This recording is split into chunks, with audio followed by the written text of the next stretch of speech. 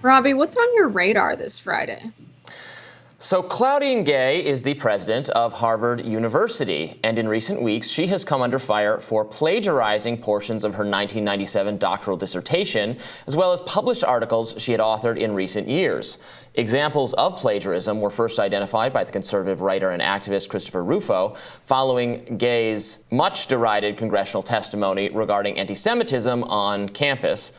Rufo has all but declared war on the Ivy League, which has prompted many academics to ignore his claims on grounds that he is acting in bad faith. Harvard Law School professor Charles Fried, for example, told the New York Times that Gay was fending off an extreme right-wing attack on elite institutions.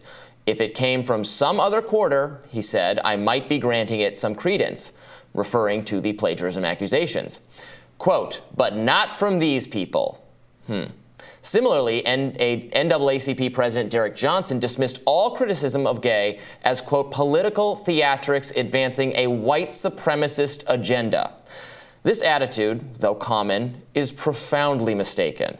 The charges facing Gay are serious, as recent coverage by mainstream outlets like the New York Times and CNN has finally conceded. Neither Rufo's alleged political agenda nor the timing of these revelations should matter if they are in fact true. There's nothing inherently racist or white supremacist about applying Harvard's own standards for students and faculty to the president of the institution.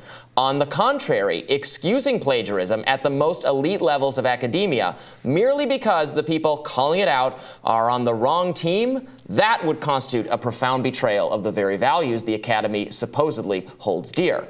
Harvard, which has done very little to address the charges, should take note. Now, Rufo's initial reporting, co-authored by writer Christopher Brunette, contended that Gay's dissertation reused sentences from other scholars without adequately rewording them. She cites her sources but does not thoroughly paraphrase. This is a form of sloppy plagiarism in which credence is given, but sufficient effort is not undertaken to rework the underlying material. People can disagree about how serious the charge is, but it does appear to violate Harvard's policies. That's inarguable.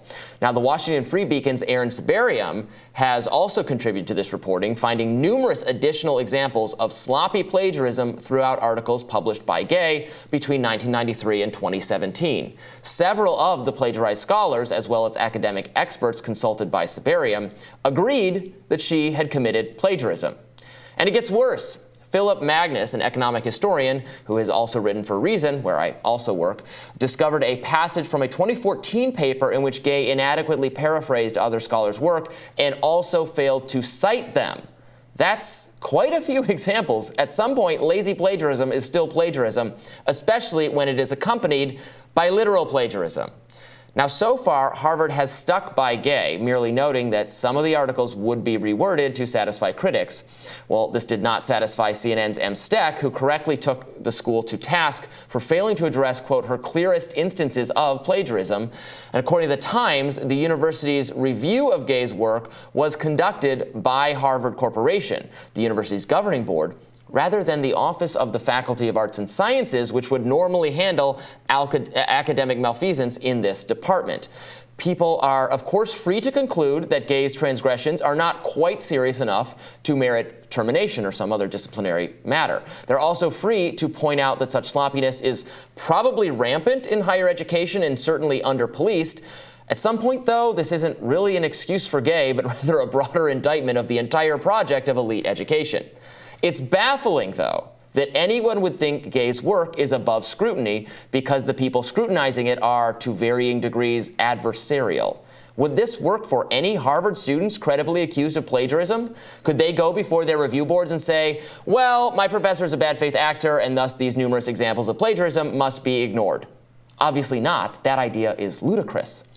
Well, enter Ben Collins, a senior reporter at NBC News, who covers disinformation and extremism. Collins believes that mainstream outlets, presumably CNN and The Times, have been manipulated into covering the Gay plagiarism story by Rufo and company. That declaration there, maybe the problem is you, is fairly telling. Collins evidently thinks mainstream outlets should not report on the president of Harvard's well-documented plagiarism because he loathes the politics of the people who first identified it. Now, this is a journalist whose specialty is apparently correcting misinformation. If Rufo or Magnus or Siberium or anyone else had misinformed readers about Gay's plagiarism, then yes, the media should correct them. But that's not really what's being debated here. Media outlets are being told to ignore true information because the information is inconvenient. One cannot find a stronger cautionary tale than that.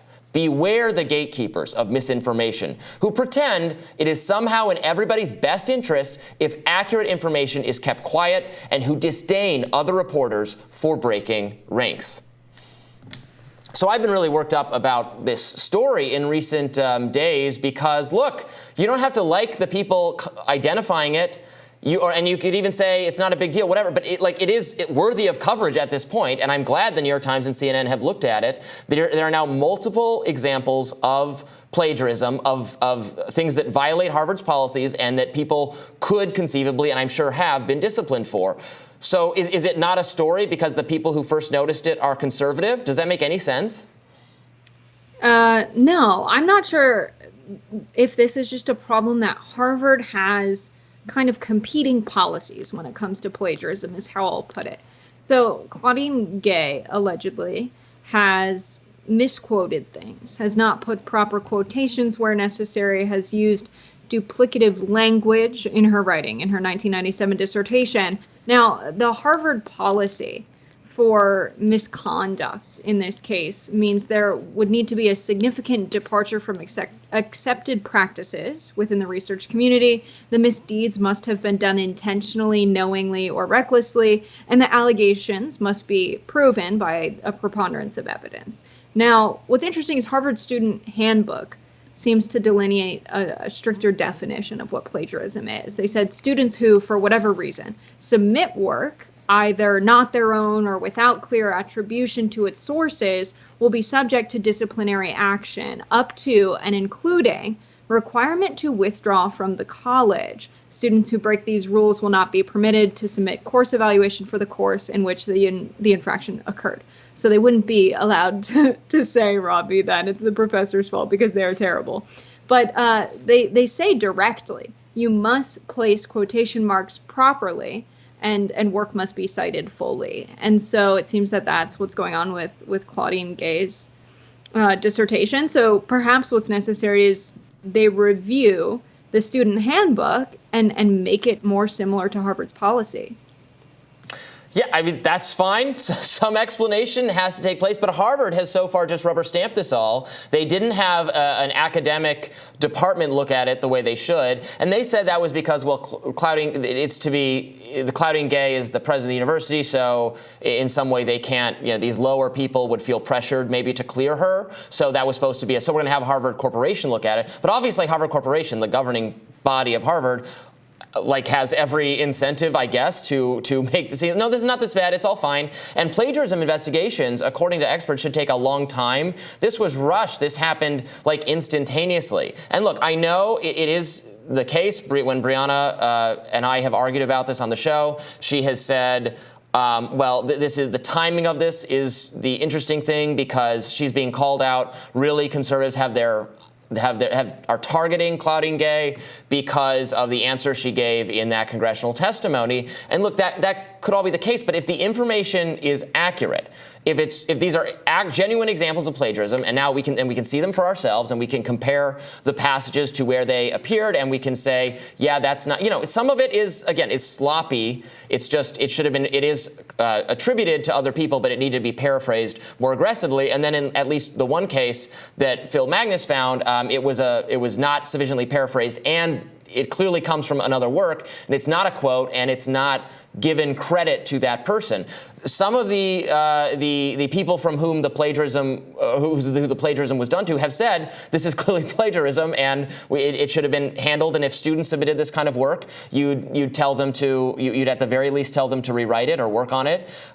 Look, I'm not saying anything should happen to her without a proper investigation, and maybe this isn't serious enough, but it is a story. It does matter. It is okay to cover it, and I'm so sick of misinformation cop type people like Ben Collins saying, you're being if you fall for this story, if you take any interest in it at all, if you cover it, well, that's just what right-wing people want you to do, so you shouldn't do that. Well, like, is it news or not? Is it a journalist's job to, like, shield people from the truth? I don't think that's what the fact-checking people should be doing, right? They should just be telling us if it's true or not. If it wasn't true, if these aren't examples of plagiarism, then they could correct them. But they clearly are. They're within the realm of work that would not be acceptable to professors if you submitted it to them. So that's my frustration with the way this story has gone. I think she should be held to the same standards as everyone else at Harvard.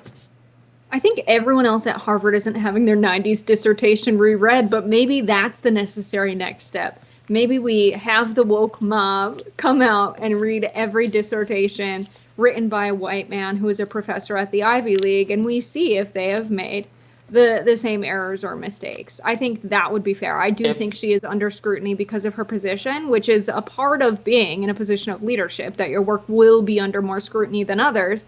But I think if that's what people want moving forward, it's a reasonable way to move forward. I am fine with that. Let's expose the entire academy. I'm sure the work of white males in Harvard, it could be found to be just as sloppy. If that's the case, out they go. It's not about her. It's certainly not about her gender or race. It's about exposing really shoddy, sloppy work that people are held accountable for and making sure that applies to everyone. We'll have more Rising right after this.